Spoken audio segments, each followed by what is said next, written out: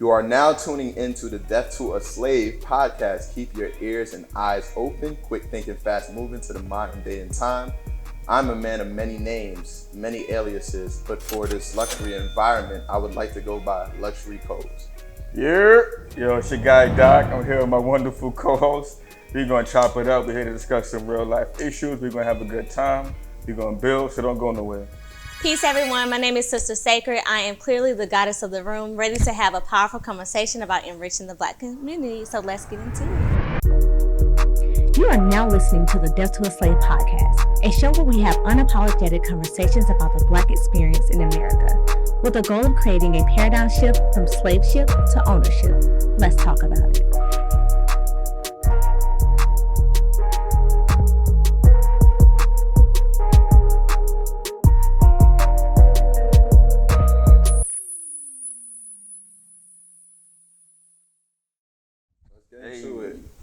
Episode 1, I'm in a situation. It's a doozy, wasn't it? Yeah, we chopped it up. Interesting. We went there. Perspectives, definitely. How you guys think we did? I think we posed some good questions or some good things for people to reflect on. So I think we did our job. Okay. I think we did our job.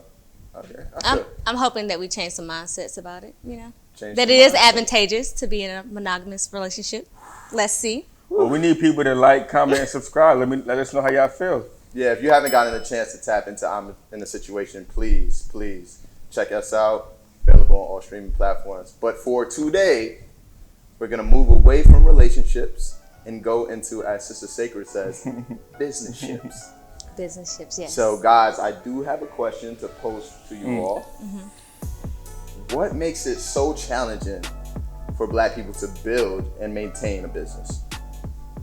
Yeah, so I always like to address both sides of the question. So first you asked about what makes it so challenging for Black people to build business.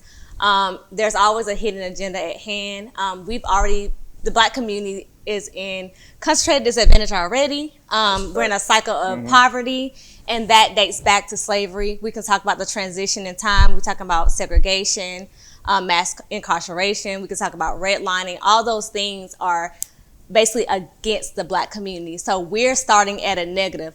All those things results in loss in identity, inheritance, equity, income, and so many different losses. So it makes it extremely difficult for us to build in this system that's not meant for us. Tell them, Queen. Talk to them. So that's the first part of that. So trying to survive in this white nation, it's like we're working backwards in a sense. That's why building these businesses is really important, so we can build our own ecosystem. We can't be dependent on them. We're merciful people. That's a problem. We got to get away from that because they're not merciful upon us. So that's that first piece about building Black businesses. Is really difficult for us to get into that because of the systemic racism that we face today. I think another aspect to the problem is not only the system in some ways working against us, but our knowledge of business, our business acumen. Sometimes we find ourselves reinventing the wheel over and over again. Yeah. We don't have a solid foundation or community where we can pull resources and build. There are things about, how do you file a trademark or get a patent or protect your intellectual property that we don't know these things and we lose in business because we don't understand it. So I think sometimes our acumen, we just need to learn more in business and build that base or that foundation where we can support each other and share resources so we're not reinventing the wheel. We were saying support Black businesses in the early 1900s. And in the 1930s. They was doing studies on the income gap in the 50s. And they said, there's a 2020 study that said the income gap between Black and white families is the same since 1953. Yep. Stark difference. Yep. So it's like, we need to understand business from a community aspect so we can build a base. And I think sometimes that's missing. Interesting. I'm going to keep it all the way a buck. Biggest problem is funding. Takes money to make money. Fuck that. It takes a whole lot of money just to make enough money to break even. Fact. We don't come from generational wealth, as you guys mentioned. So everything that we're utilizing is new money. And in most cases, other demographics have an opportunity to experiment Like, you know, you can kind of throw money at an issue. Yeah. You can mess up, try again, trial Right. and error, which is an integral aspect of business. And it's tight. It's tight. So we got to pull rabbits out the hat. Right. Just to make it, Right. just to break even. Right. You know what I'm saying? Right. So we don't have, you know, like we can't tap into Silicon Valley, Bro, no. you know, and do an IPO and raise money for our startups as easy as others can. Like, we'll touch upon that. You know? We'll get into that.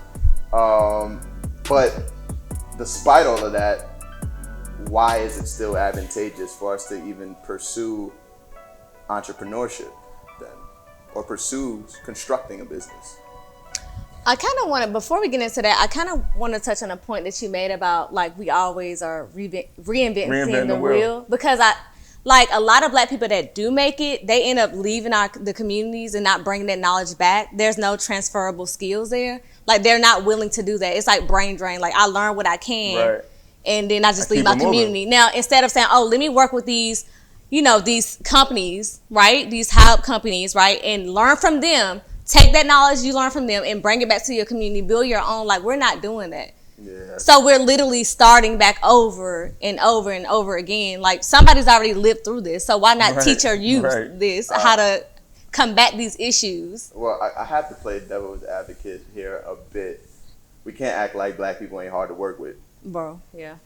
I mean, yeah. And we'll get deeper into that. Yeah. Right? But we talk about not only the economical strain, but you want to get into the psychological, the sociological strain Right. Yeah. Right. that's been implemented, you know, systematically, and that has afflicted us.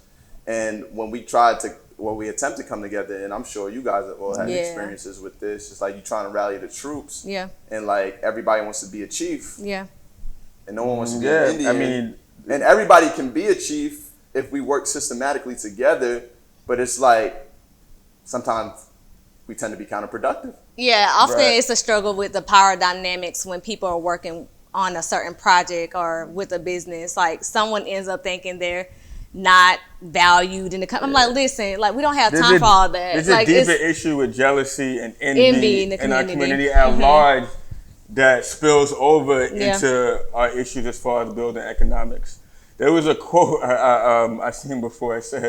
It said, white folks can disagree on 99 things, Boy. find one thing to agree upon and start a business, go Yeah. in the industry, and that's it. Yeah. Black folks can agree on 99 things and And find then one one thing. thing. I don't like the name, I don't like the logo, I don't like this, or I don't like this. And it's over with. And we'll, you know, and that's a deal breaker for us. Yeah. It's crazy. Yeah. So let's get more into that, Sister Sacred. Let's get into the psychological distress and emotional strain that building and maintaining a business can inflict upon. Yeah, I think us. so it goes back, and I know we'll probably talk about team building, but like, whether you're a solo entrepreneur or you're working with a team, like, if someone's not aligned with your mission or your vision, like, sometimes you can feel lonely, you can feel disconnected, you may not understand your worth. Like, is what I'm doing valuable? Like, is this purposeful work that I'm doing? Like, you become discontent and you don't move forward. So you're like in this stagnant state. I think it's really challenging. Like, sometimes you just want to give up. And so we have an issue with just keep going forward because of those things. So we don't know how to appreciate our wins, whether small or whether big, and just hold on to that and be more optimistic to move forward. But we have a lot of stress. And I know we'll talk about it a little later, but we're working multiple jobs. We're under so much stress while we're trying to build businesses that it can get tiring. Sometimes you just want to stop. So when we think about Black entrepreneurship, most times, like we said, we don't have the luxury of having, you know, a big support system or having funding out the gate to run our business. So a lot of times we are pulling rabbits out the hat. We are working maybe 2 jobs and funding a business, you know, taking out loans, borrowing money, like just scraping up, finding ways to make it happen. Yeah. But that does take a toll if you don't have the right support system or if you don't have the right acumen. You can wind up losing money or burning out. Yeah. And like you said, the stress and anxiety is real. A lot of Black businesses fail in the first few years because of these reasons. Like, First 2 years, that's real shit. You guys spoke candidly about support, and let's get into that a bit more. we're not supportive of one another. Shit, joke. So it's hard to just be your number one supporter and to actually create and establish a business. Drake has this great quote that I think about probably on a day-to-day. They scream out my failures and whisper my accomplishments. Like, bro, like I really like when someone is down, and you see this on socials every day, like the negativity spills over, people have endless jokes. When someone's up, it's like, oh, it was cool for a day. Yeah. It was cool for a day. Or like, for example, friends of mine, and I'm not calling anybody out, but you might see that I'm doing something dope, bro. Just keep it a bean. Like, it's dope. Yeah. You know what I'm saying? Like, and support, bro. Like, post, repost. Like, bro, it's free. It's my man Rick Ross said it one time. He said, it's love. It's free. Right.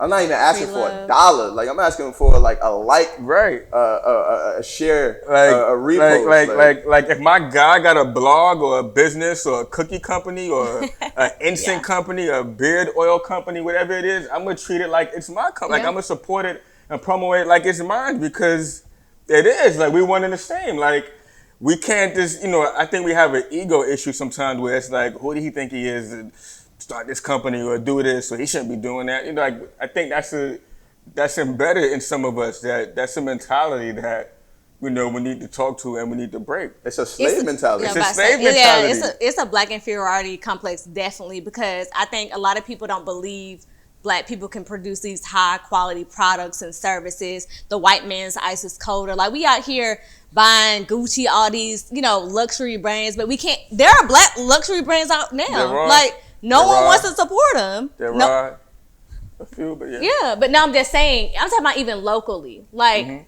we could talk about Wolves. Like, that is high quality.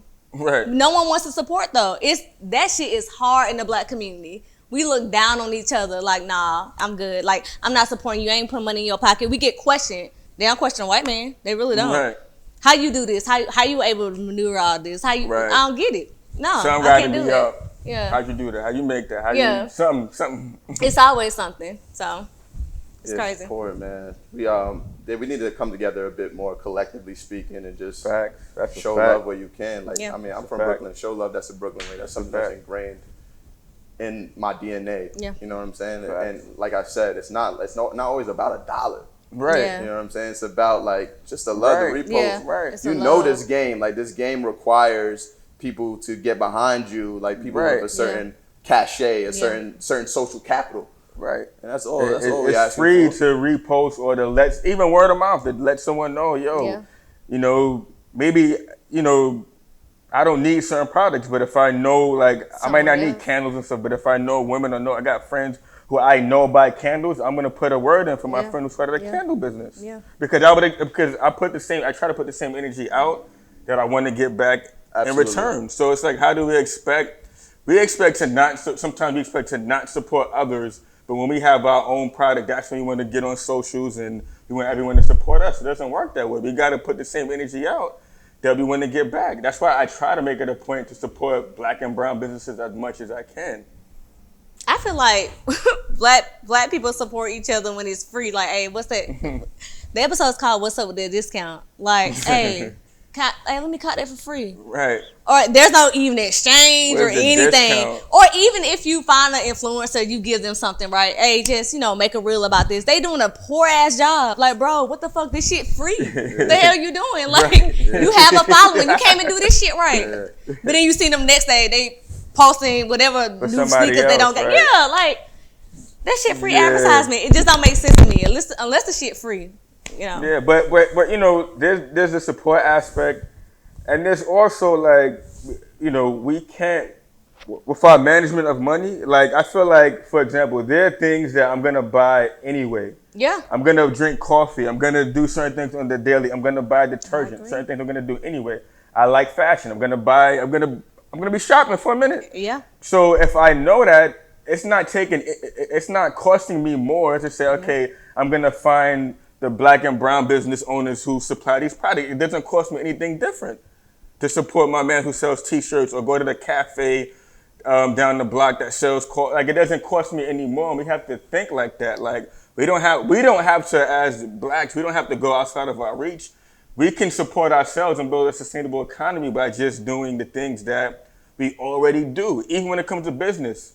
Yeah, we can, there's the Fortune 500 businesses and big businesses that are cool, but if you look at other examples like Black Wall Street, we also had just black pharmacies, black grocery stores. These are simple things that can help build wealth in our community.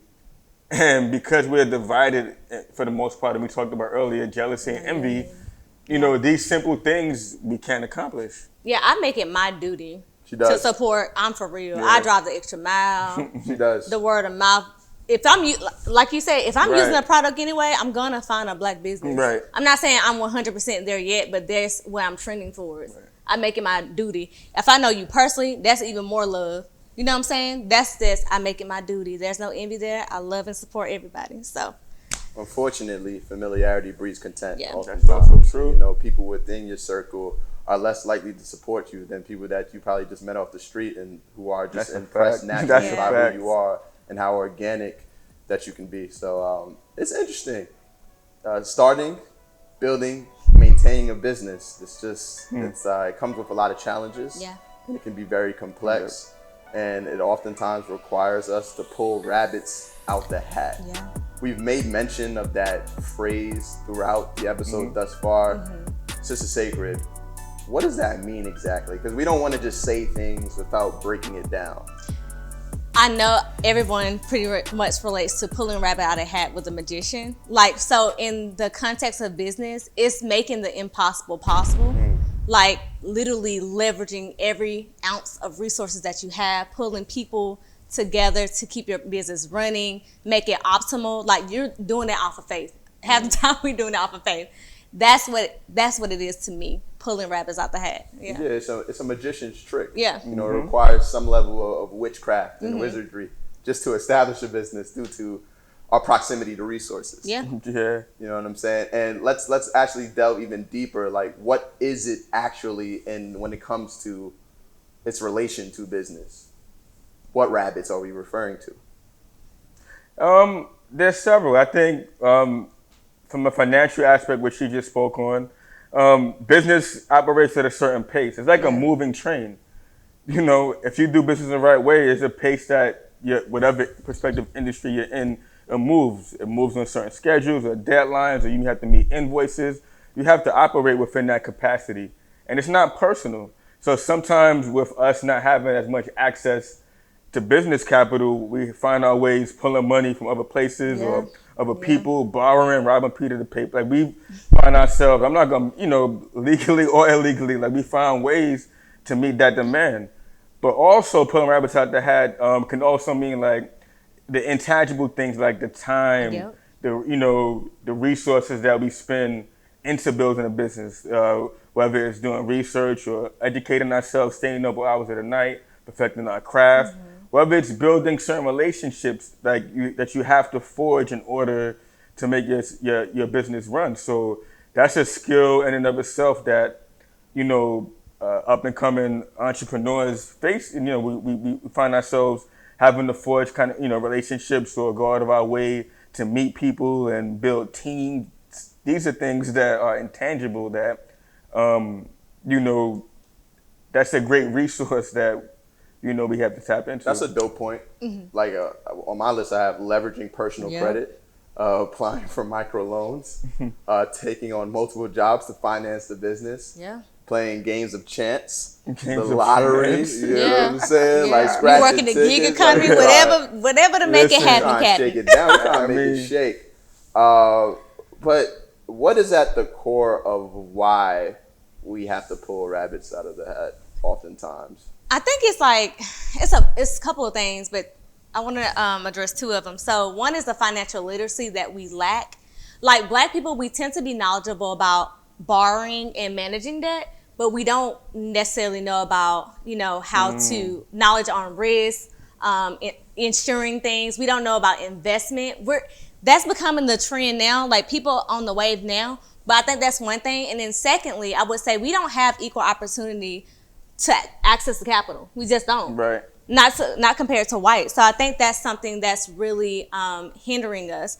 So I have some some information here, some stats. So Black business owners are about half as likely as whites to receive full financing. And then if we do receive full financing, it's at a higher cost. Right, more Right? interest. It's more interest. Like when we put in our applications, they're scrutinizing us. Literally, I found a study that 0% of whites were asked for personal, like W-2s, information about their personal finances, compared to about, I think it was like 15% to 20% of blacks. That's nonsense. That's crazy. We don't have access to that full financing. So like Coles mentioned earlier, we're literally going to personal savings accounts. We try to ask friends and family. That shit don't work. You know what I'm saying? We're trying to take out these loans. So it's that access to capital that really hinders us. Absolutely. And hurts our profits for business. And that's why a lot of businesses don't make it within those first couple of years. But let me also add, like in addition to that, you know, there's that component, but there's also, I just think there's a lack of education on business. Like none of us can say that we learn business from our parents or learn business from our friends. You know, many of us are coming into business, but we don't, you know, we just lack certain fundamentals on business. So many times, some Black and brown businesses, we're operating without an LLC or without any legal filing, without any official bookkeeping or accounting. These are principles that sometimes, you know, we can get better at because that hinders us from being able to show the banks or show a lender certain credit histories or payment histories, or, you know, these are things that we might need for different, you know, applications for funding. So you're feeling as though we kind of learned along the way. We do. Before having all that knowledge to actually start our business properly, essentially. Definitely. Facts. I mean, but the reason why we learn on the way is because we don't have access to the education. Exactly. We're resilient. We're going to figure this shit out. I'm not saying y'all, but just in general, people act like it's not all tied together. Like systemic oppression is a bunch of different parts of the body that are working together in a system to our dysfunction. Yeah, that's you know what I'm saying. So it's like, and Dal, you're not wrong though. Like we got to be a bit more accountable. We do. I was speaking to the larger retrospective perspective on it, but when we think about, we got the internet. True. You know what I'm saying? You on YouTube, you're on the gram. Facts. Follow the right pages. You got Google. You know what I'm saying? You hit it up. You learn what you need to learn. You extract it. I agree. So you're not wrong. I agree that we live in a generation. Right. So I agree that we live in a time. We live in a generation where access to the information is a lot more accessible than it was years ago. Like I feel like the internet provides us with all the answers if we know the right question to ask. Like the information is out there. That's it. Again, the access to the information is out there, but again, our willingness to do that on a wide scale level and seek this information out, I still think needs to increase, because many times we go into business naive. Sometimes we go into business thinking that because it's me, because it's my idea, people are gonna love this. I'm gonna take it to market and everyone's gonna love it. We don't always do our due diligence and our research. So I'm not discrediting or not saying that systematic oppression doesn't exist. I'm not Kamala Harris or Tim Scott, but I would say that there's two reasons. You know, there's the system of oppression, and it's our willingness to educate ourselves as well. Yeah, I'm not sure how America is not a racist country.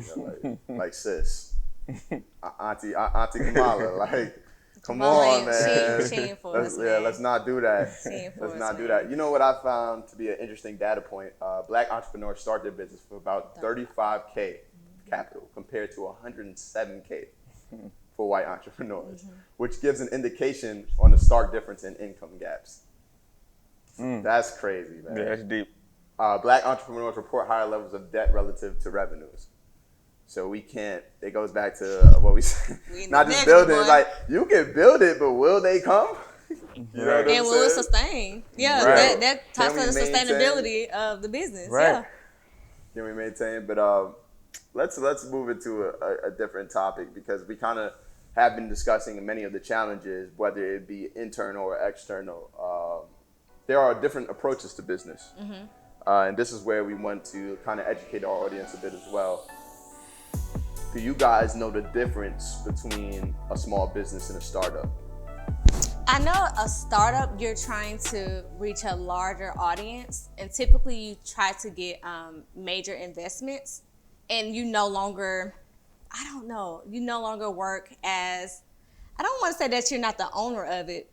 As compared to a small business, like you are that entrepreneur and you're speaking to like a maybe like a local market more so than trying to expand to a larger market. That's my explanation. I'm still learning this, but that's what I understand the difference is between a small business and a startup. Yeah, and just to give, I mean, you touched upon it. That was great. Yep. Startup is defined as organizations formed to search for a repeatable and scalable business model. So, startup founders, they kind of set out to find the right business model that they can scale to massive markets. Yeah. So you touched upon that. With small business, sometimes it caters to a local smaller market. market, smaller. It caters to a niche. Startups, it's like we're building a business building model. up, With the right funding or investment or R&D, like we'll eventually scale up to that point. Yeah, examples are Lyft, Earnin. I know you guys can ring some off the top of your head. Uber, Dropbox, Teal Box, Netflix, possibly. Swing, all There it that. is. Yeah. So, I guess like oftentimes people don't understand the difference. So it kind of speaks to your point about education, Da. And I mean, I don't mean to make light of this, but what I see on social sometimes is like, yo, start a LLC. Start a LLC. Like, it don't start. Easy. Like, listen, It don't stop there. It don't stop there. With Right. start an LLC. You seen the bro. meme where it's like, yo, get your girl an LLC rather than a Birkin? Yeah, it's like, That shit Like, costs like a couple $100. Yeah, that's a I difference get in it, price and I get it in theory. Like, we need more Black and brown business owners, but we need educated business owners. So just simply having an LLC, like, someone told me the other day, like, yo, we need to start an LLC, we need to start a business. I'm like, yeah, I'm with it, but it has to be the right idea. I can It's go a online concept. right now for $210 and file an It's LLC. LLC. I can file a tax ID number right now, like this second, like while we speak right Yeah, now. that's a fact. But, That's a fact. without the right ideas, the right plan, the right strategy, that means nothing. You know how many businesses are filed every day? So, we just need to educate ourselves on what we're doing before we just say, let's get an LLC and have an LLC party. Like, what are we doing here? That LLC party, I'm The done. LLC party is crazy, bro. I mean, like, people talk LLCs, they don't necessarily understand C corps, S corps. Right, and, like, what's the I mean, difference in I corporate feel like, structures? You might not need an LLC, you might need a sole proprietorship. You're absolutely right. You know what I'm saying? So it stems back to your point on education, educating yourself. And yes, we do have obstacles that prevent us from accessing the highest quality of education at times, but you're on your phone all day. You're on your laptop all day. I think with some people, the abundance of information is very overwhelming. I'm not saying to let that cripple you, but that's why I like working as a team, that each person can take like a section of whatever information you're trying to figure out. It can be overwhelming. So I think that's a problem we face today. Yeah. And so people are scared to start. They don't know where to start, Yeah. Right. So I think that's sometimes we're battled with that too. It's easier to be an employee. Easy. I mean, but then again, it's difficult. It's It safer. is. It's safer. Yeah, it's I wouldn't not say as easier. risky. Yeah. It's safer to be an employee. You Yeah. don't have to worry about, as an employee, if you bust your ass this week or you don't do shit, like, you're gonna get the same salary for the, Yeah. in most industries. So Yeah. it's like there's no incentive. The reward system is a bit flawed little different. as an employee, but it's guaranteed. If as long as you have your job, and it's safer. As an entrepreneur, you eat what you kill. Like, Yeah. so the value system is totally different. And Black people in this country been working hard for hundreds of years. Have we reaped the benefits of our work? Hell no, because most of us have the employee mindset. Yeah. Yeah, unfortunately. Unfortunately. I mean, and we're going to unpack that a bit because I don't know if you guys have read Rich Dad, Poor Dad. It's like required reading. That's in the required hood. reading. It's required reading in the hood next to 48 Laws of Power. You know what I'm we can saying? get Like, that. you got to you got to tap in with Black films. Then these Yeah, books it's that we up got to there. tap into It's as up well. there. It's up there. But yeah, the quadrant that I forget the author's name that he described. Was it Roger Kiyosaki? Yeah, there he is. Roger Kiyosaki. Yeah. Robert Kiyosaki. Yeah, there he is. Like the ESBI. So the quadrant is employee, small business owner, big business owner, And investor, And so, like you said, employees have a very safe mindset. You know what I'm saying? Small business owners, they're more than likely like eating what they kill. Right. It's almost like a venture that almost taken on personally. Big business owners, this is a major point. They build a team to work, not necessarily under them, but in conjunction with them to produce at a more scalable rate. Right. And then investors, that's like when you graduate to a whole different level where you can play the investing game. But what do you guys think of that? Like, what do you think? What does it take to shift mentalities? And let's even start from employee to small business owner. What does it take? Shoot, first it takes vision and sacrifice. Knowing your purpose, knowing that it doesn't end with you, that you have generations after you. And like we talk about all the time, work for your last name and not your first. And As so, the great Damon Dash mentioned, we got to put that out at the great Damon Dash. Go mentioned. ahead. Go Help ahead. me out. Go ahead. His son has cookies, bro. Every time you say that, I'm done. I can't do that. Can you give your son a job at this radio station? Yo, people don't like his candor at times, but I have a lot of respect for Damon, and the intention behind what he was saying wasn't incorrect at all. Right. You know what I'm saying? Right. I agree. Yeah, but I agree. continue. I I'm agree. sorry. You know I like to say that cookies joke. We digress. It's a funny joke. No, I was saying that it really does take sacrifice. It takes grit. It takes knowing your purpose, knowing that it's bigger than yourself. I think that's where it comes from. Just honing in on your vision.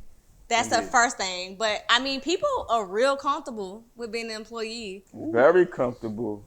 You get them benefits. I mean, unless something major happens with that company, you may not climb the ladder at all, but people don't want to take that risk. They're scared of what comes after. They don't have enough faith to believe in whatever their vision is. So they feel like they may fail. And if they fail, they lose everything. They're not willing to do that. Not only that, but they'll defend the employee mindset. Like I remember, I was working a job a few years ago, and I was talking to a coworker about a business venture I was jumping into, and he went through like, well, this man never been in a business, never operated a business ever. He's like, well, most businesses fail in the first 2 years, and this is hard, that's hard. Like that's immediately what he projected onto me. Like that was his own fears of jumping into business. And I feel like not only do we need to support Black businesses, but we need to re-educate ourselves on the need to go into business. Yeah. We don't, some of us think as Black and brown people, we think that we have the luxury of fitting into the greater American society, living a life of leisure, going with the flow, just enjoying life merely, and that's it. But when we look at wealth and some of the issues that we have socioeconomically, the answer to a lot of these problems is to build our own ecosystem and to build wealth. So we're a little bit behind that 8 ball. It's like we're playing Monopoly, and a lot of people done passed go 3 times already. And we're wondering why we going around, in these properties. And we're like, no, I'm going around the board like everyone else. But they've been around the board 3-4 times because they built generational wealth. So as a community, as a people, we have to look bigger than ourselves, like not in a finite sense. I'm going to die at some point. Even if I live to 100, 120, whatever, I'm going to die. Black people are going to be in America, still living 500 years from now. So it's like, do we have the foresight to think that deep or look at those people? And that's why, that's the importance of building a business now and building systems and an ecosystem for future generations. I agree with you, dog. A wise man once told me it's a worthy goal. Facts. If it's so challenging, why do it? We have to change the economic trajectory of our community. So as you said, it requires us to play the long game. You know what I'm saying? We can't just think job. We can't just think short-term gratification. Yeah, we got to comes think with partnership. that. We got to think ownership. We got to think equity.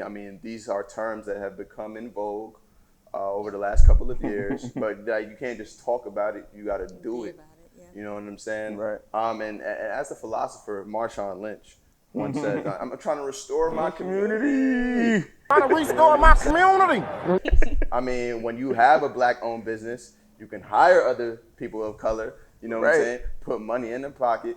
What I call it, and even in my small circle, what I call it feeding the block. Yeah. You know what I'm saying? Like, I feed the hood, bro. I'm not gonna hold you. Like, I want to have a successful black business so I can practice nepotism. Like, I want to practice nepotism.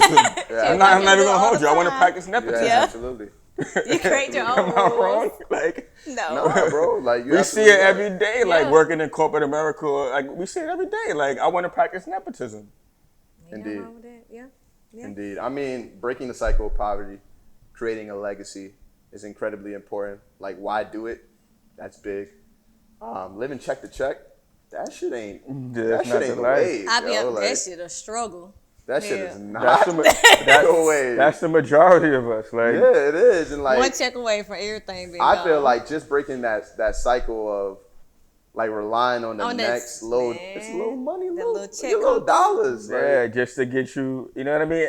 And it's like, no matter how much of a check you get, think of shit how ain't much you enough. make in that company. I don't care if you're making 100K, 200K, or 50K. Think of how much money they're paying you versus how much money you're making for the can company. make, And I yeah. guarantee you, if it's not 5 to 10 times more, it's probably even more than that. Like, And even right now, if you are living check to check, we often have a difficult time with even investing in ourselves. So if you're thinking about an idea, like maybe 10% of your check go into your savings, don't touch it. It could be for business, or maybe investing in your friend's business if you don't really want to be a Right, full right, entrepreneur. right. Because some people cool with, in a silent partner. yeah, or they just cool with that. putting They the don't money want up, to be getting an a entrepreneur. return. I have many friends Right. they don't want to start a business, Right. but maybe investing in a business, like we have a hard time doing that. We just blow our cash. Right. The dollar don't last long in the black community. Oh, let's talk about that. They said 6 hours it lasts in the black community. That's crazy. A dollar, Because right? Yeah, every because dollar. it goes back to earlier. We don't have our own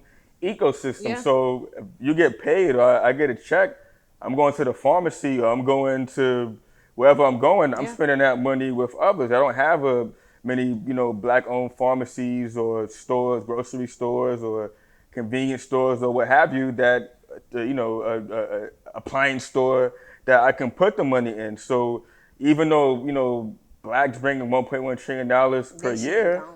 where's that money recycled at? Like, we can't recycle it. We physically can't recycle that money. I mean, we even see what happened with the stimulus check. Like the lines in Lennox was freaking insane. Like what the hell? Like y'all willing to? Pandemic boys was in full effect. Pandemic boys. Pandemic I need my boys. stimulus check, yeah. Yo, that video is hilarious, bro.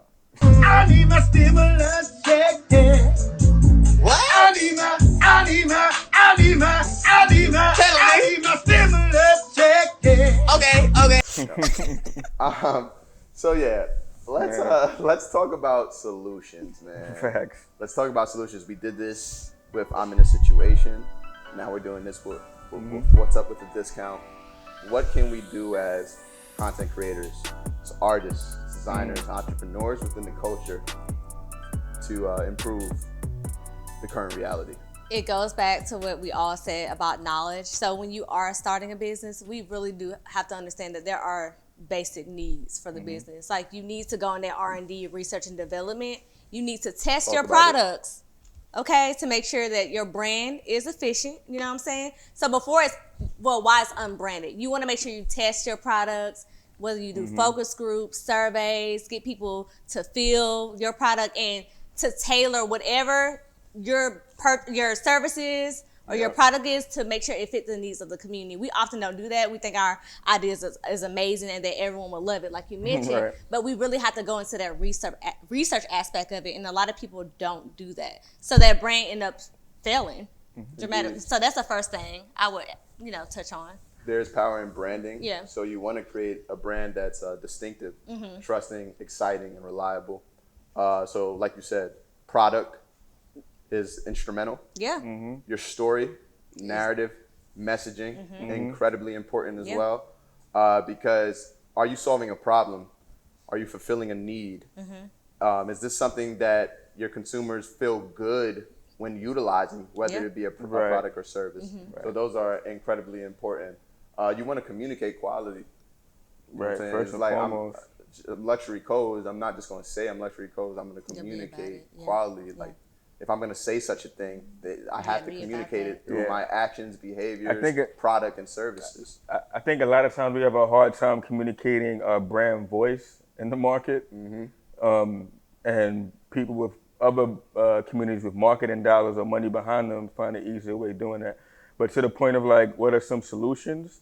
In addition to educating, I think you touched on a very good point about the educational component. I think a lot of times we fail. Sometimes we don't understand the market and we undersell ourselves. We undersell the product or service because sometimes we don't have the confidence in ourselves or in the product to charge a certain price or to factor, okay, as a successful business, taking personal things aside, as a successful business, I'm gonna need at some point to grow into an office space or a manufacturing space. We're gonna have overhead. How do you factor that into your prices? Like, this is real research that we have to get, and that's taking aside, our personal feelings, our ambitions, and our dreams. Like, aside from that, business is also very linear, very technical, and we need to understand those points. So I would harp on us, even though systemic racism exists, I would harp on us building strength and unity and the numbers and educating ourselves and building that ecosystem together, like understanding that, all right, I might have one part of the puzzle, Coles has one, Sacred has another one, and we can together piece it together and build a system or build something that's sustainable. Yeah, but in that last piece kind of goes back to that power dynamics though. Like, we have the same idea, even if it differs a little bit, some nuances may be present, but if we just come together and have that unity and be connected, we can get further than being an individual. Right. So we really do have a problem with that. So yeah, that definitely is big on one of the solutions. I think funding. We briefly touched upon funding earlier in the episode, that being a primary issue within the community.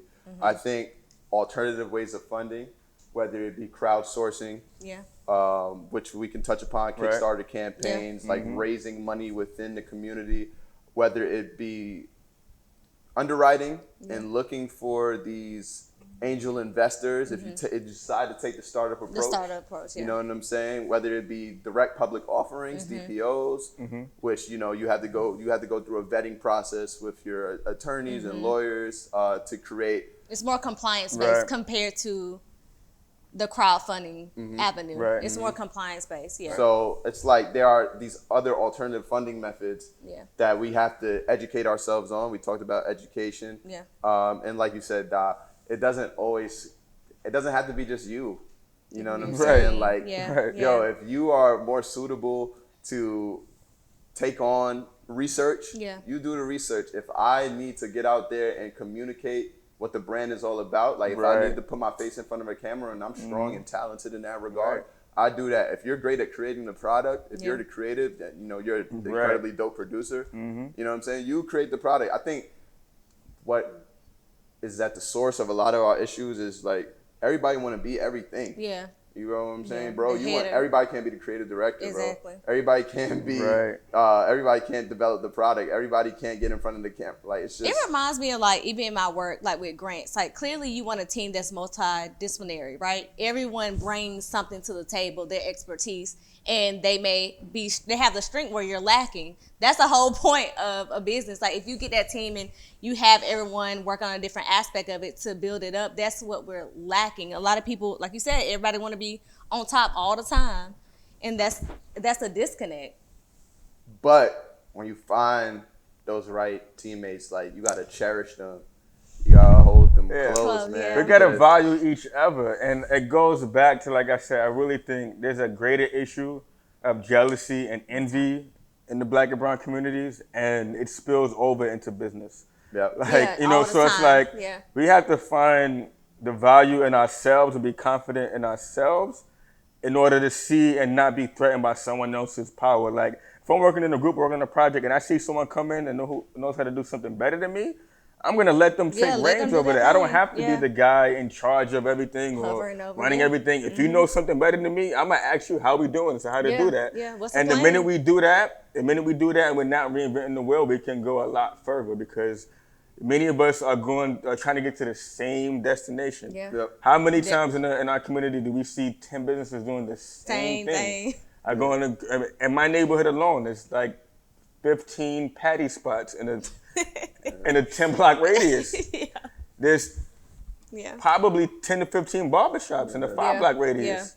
You know, so it's like we keep reinventing the wheel and not understanding that if we put our talents and our resources together, we can build a lot better. Look at companies who build, you know, who do mergers. They're always good by themselves, but they do mergers because they know that they're a lot better together, like personal issues aside. How do y'all feel about, I think another thing that's hurtful in the black community, like the timing of building a black business, a lot of people don't understand it, and then they commit to being a part of the team and then want to tap out early. Yeah, that's like, deep. and that's deep though. That's and I know y'all probably have more experience with that. Real. Like, what is a solution to that? Like, they don't want to hold on. They feel like they've been investing into the business and they perceive it not going anywhere. Like, how do we help people change that mindset? Look at what successful business do we know that started overnight, became successful overnight? Like, successful brands, it takes time to build. Like, I think in our position, coming from a position where we're dealing with a wealth gap or we don't have as much access to funds, like, a lot of times our success in that business is directly, in a really finite way, directly related to, like, you know, supporting our families or doing for our families. And we should, like, that should be a why into why we go, one of the whys why we go into business, but it can't be the why. Yeah. Because there are going to be times where we lose money. Yeah. There are going to be times where you got to put up money that you have for something else and you might not see a return. Like, you need that kind of long-term faith to build a successful business. Like, you could build a small operation and make money quick, but we're not here for that. Like, that's not going to get us nowhere in the long run. So we got to be prepared to, you might lose money along the way, but we need that long-term faith to get to that point. Like, that's a component, that's, you know, on a spiritual level, like, these are things that we're going to need collectively to survive, you know, that period of point A to point Z. Absolutely. I mean, like you guys said, it requires fortitude. It requires education. It requires team building. Yeah. You know what I'm saying? It requires, when it's all said and done, unity. You know, we have some trouble with that, but we're working on it, guys. We're getting better. You know what I'm saying? I don't ever just want it to feel like there's just challenges and there's no light at the end of the tunnel. Definitely is. Like, you know, things are improving. Yeah. We are becoming increasingly knowledgeable as a community. Moving forward, we will continue to have these types of conversations. It's important for us to continue to have these conversations. And then to also do. Like, you know what I'm saying? You gotta talk the talk, walk the walk. So, I mean, with that being said, do you guys have any closing remarks for our wonderful audience who will be tapping in very soon? Well, I would love to kind of just tell people about this Black-owned business. I'm wearing earrings from Aura by Jewel, so support her. We'll be doing this from all throughout the episode. So yes, please support her. Her name is Jewel. It's Aura by Jewel on Instagram. So make sure you follow her. Shout out to Aura by Jewel. Shout out to Wolves by Circumstance. You know what I'm saying? That's my brand. You see the clean vest, terracotta. You know what I'm saying? Y'all might not know what it is. Go ahead and Google that. Wolves by Circumstance on Instagram. Dad, what about you? Now, my closing point is that we got to play the long-term game. We got to be interested in generational wealth and looking at ourselves 20 years down the line, 30 years from now, our great-great-grandchildren. Like, I know that's hard to do in the internet age. Yeah. You know, we live in the moment a lot. But like I said earlier, you know, barring any catastrophic natural disaster events, like, Black and brown people, we're going to be here 100 years from now, 500 years from now, and what do we want that to look like? You know what I mean? So I'm going to leave it at that. And last but not least, we want to shout out our production team, Slate 828 Productions, for doing an incredible job. It's the beginning of something great. We will continue to produce. And make sure y'all like, comment, subscribe too. Yeah. And yeah, that's our episode, guys. So sayonara, deuces, peace. All of that good stuff.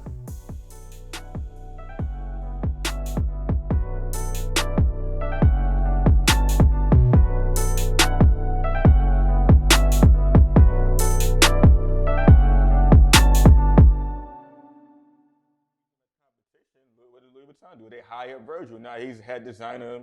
You know, he's bringing we putting hip hop artists in the ads, walking in the shows. It's happening with Gucci. It's happening with other brands too. So if that's Well, to provide some context to this particular conversation, I think that the aristocratic client, the elite client, the what's the proper term? The opposite of proletariat, the bourgeoisie. The bourgeoisie already has what they need from the luxury market. They have a Burberry trench. They have an Hermes bag or Hermes scarf. They have, a vintage Gucci piece. They have the Louis Vuitton Damier print bag. You know what I'm saying? So this market today is more so predicated on, like you said, hip hop culture, drop culture, collaborations, media. It's about creating the moment more so than it is about the product itself. And like you said, Dot, it is aspirational and it is about the perception and the mysticism of what luxury actually is. But I mean,